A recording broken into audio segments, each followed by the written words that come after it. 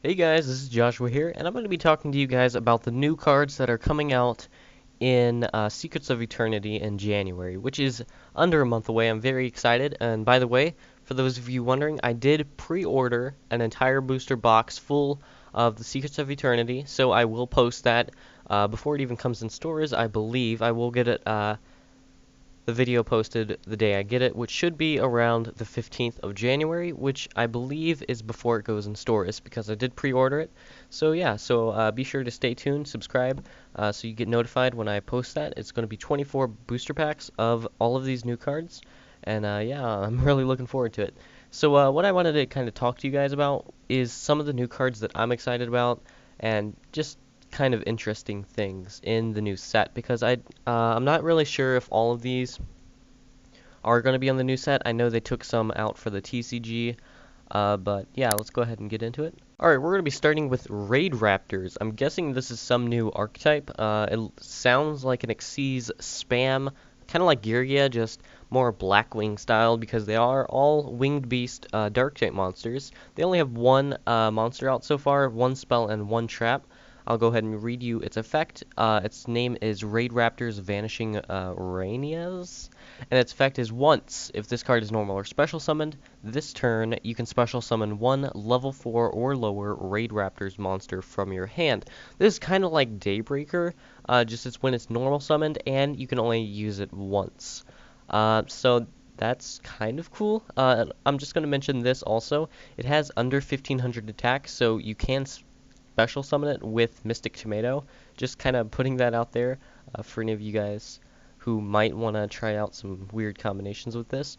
Also, it works well with Blackwings. I actually don't play Blackwings, but I do kind of figure that since it has the same attribute and type as all the Blackwings, it just might be good for some of their plays. So, the spell card is called Raid Raptor's Nest. It's if you control 2 or more Raid Raptor monsters, you can add one Raid Raptor monster from your deck to your hand.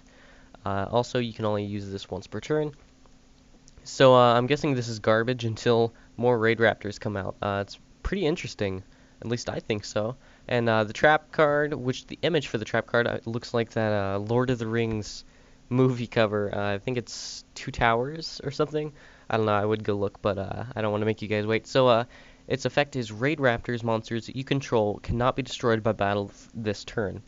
If you have a Raid Raptors monster in your graveyard, you can banish this card from your graveyard, and any damage you take this turn becomes 0. So that kind of protects your monsters for a turn and protects you from damage for a turn. I actually do like that. I think that's pretty interesting, and I really do like the artwork. Like I said, it reminds me of Lord of the Rings, and I really do like that. So yeah. They also have their new Xyz monster. It's Raid Raptors Rise Falcon. It takes 3 level 4 winged beast type monsters, so I guess this could be good in Harpies. This card can attack all special summoned monsters your opponent controls once each, so it's kind of like Bujinte Susanoo. Also, once per turn, you can detach one Xyz material from this card, then target one special summon monster your opponent controls, and it gains attack equal to that monster's current attack. That's pretty cool. It's kind of like Honest, and it can attack everything, so that's really good, especially because it's permanent. It permanently gains that attack, so that's really cool, especially if your monster, your opponent's monsters have really high attack. I will say this, it only has 100 attack by itself, so I don't see why you would bring this out unless your opponent has some really strong beat stick. So, yeah, and the next thing that I want to show you guys is all of the Performapal stuff we're getting. They are pushing Performapals really hard, of course, because of Yuya off of the new Arc 5. I'm actually kind of excited that we're getting more Performapal stuff. I feel like that even though they have so many cards already, they're very, very weak. And I really do want to use this deck in the future, maybe if they get some good cards. So yeah, they're getting quite a few cards in the new set, and this is just of what I know of. I might not even have everything in here. So they have 3 Pendulums. I'm not going to read their effects. Just assume that they're really weak right now. A turtle, a donkey, and an eagle. Also, they're getting this new spell card called Illusion Balloon. It's a quick play. It's if a monster under your control was destroyed this turn, excavate the top 5 cards of your deck, and you can special summon one excavated Performapal monster that you excavated. Now, I'm just going to say this last part that I haven't read yet. I was so relieved to read this part after that. It's also shuffle the rest back into your deck. The reason for that is because of Lightsworns and Infernoids are coming out too, which I will get to in a minute.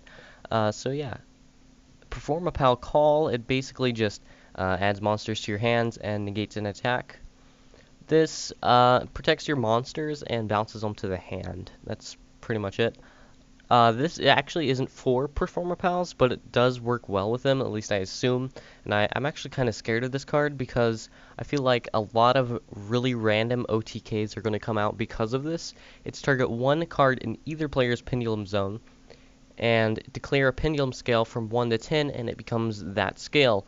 Now, the reason I'm actually kind of worried about this is because I feel like they're going to make it 10 and pendulum summon so many high beat sticks in a turn or whatever, and you're kind of screwed. But Pot of Wealth, like I said, for the other one, this one also is not for Performer Pals, but it does work well with them. You just get to shuffle 3 pendulum monsters from your graveyard and or in your extra deck, and shuffle them into the deck and draw 2 cards, so that's pretty cool. Also, some things that I kind of think would work well with Performer Pals, especially the newer ones, is Fusion Reverse, because that came out in New Challengers. I think it did. It lets you reveal Rune Eyes and add Odd Eyes to your hand, so that's cool.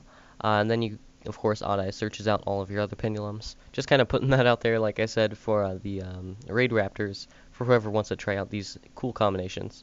So the next thing I want to kind of talk about would be all of the Infernoids. I'm actually very, very excited about the Infernoids. I'm going to be collecting them. Very excited about them. I don't know if you saw the video where I do Lightsworn Infernoid duels. Those are very fun. But I probably will build just a pure Infernoid deck also, and I'll give you guys that too. Which reminds me, I still need to do that Lightsworn deck profile. But yeah, so we're getting Nehemoth, which is the boss monster. We're getting Adremalech and Veil. Those are the kind of secondary boss monsters. They're not as good as Nehemoth, but they are still pretty good. We're getting Asmodai and Astaroth. Those are the only... oh wait, no, he's 2 also. So Astaroth is the only one that you banish 1, and he's above level 3. Which also Lucifugus and Beelzebul. I actually really like Beelzebul and Lucifugus because I think they're very good. Lucifugus can pop and Beelzebul can bounce. So that's really cool because things can't be destroyed by battle or by card effects. Beelzebul kind of gets around that. Also, we're getting the Overflowing Purgatory. They're making these a really weird name for the TCG, but I didn't know what it was because of the artwork. So we're getting the Field Spell and the Quick Play that lets you basically save your monsters.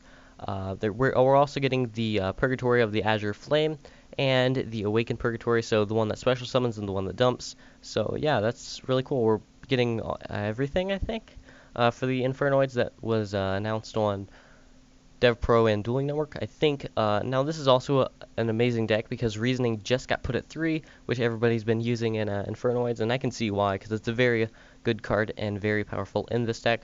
Also things you can use is like Needlebug Nest and Lightsworns, of course. So yeah, very cool. And now moving on to the next one.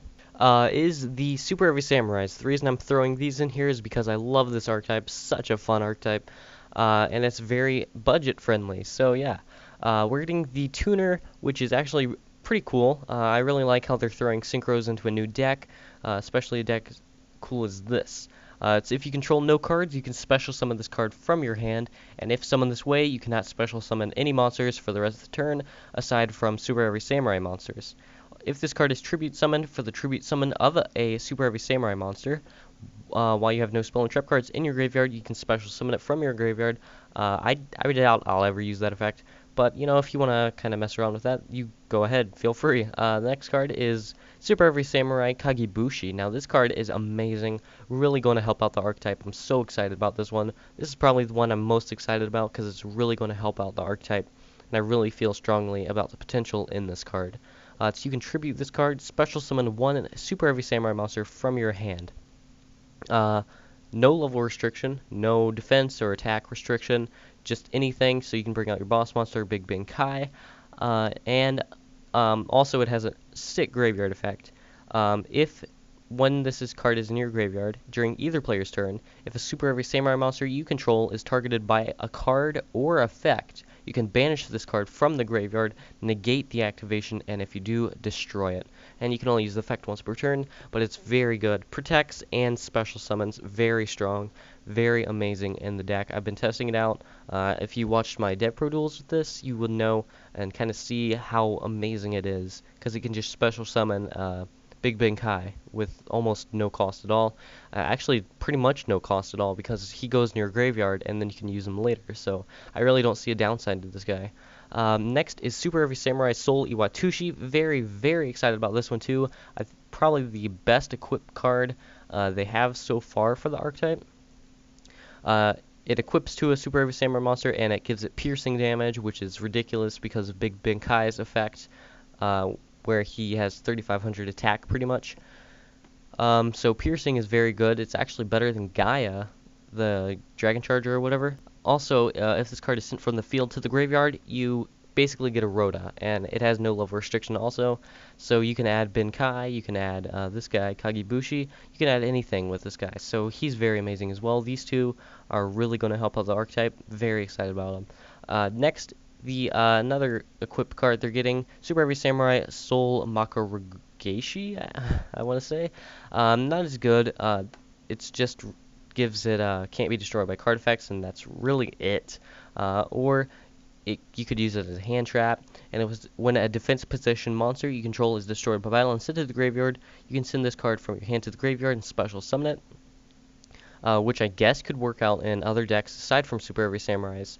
Because it's just when a defense position monster. It doesn't say defense position Super Heavy Samurai monsters, so I don't see why you would use this in any other deck, though. I don't even use it in Super Heavy Samurais, but it's still cool that they're getting support. Also, they're getting their Synchro. They're only getting one, sadly. They're not getting the easier one to bring out. You make this one with the new tuner and your Big Ben Kai. So this card can attack while it's in face defense position, so it doesn't rely on Big Ben Kai's effect, but it doesn't give all of your other Super Heavy Samurai monsters the ability to attack while in defense mode.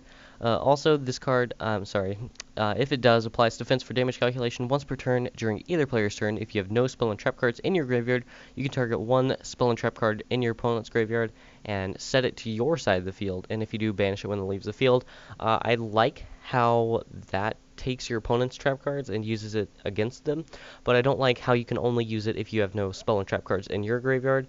I think that's a little extreme. I wish it was something like no trap cards in your graveyard, because it's a little unfair not being able to use any spell or trap cards in order to use this. I guess it does help out early game, but I don't know what good trap cards would be in your opponent's graveyard early game, but I don't know, maybe a Vanity's Emptiness, something.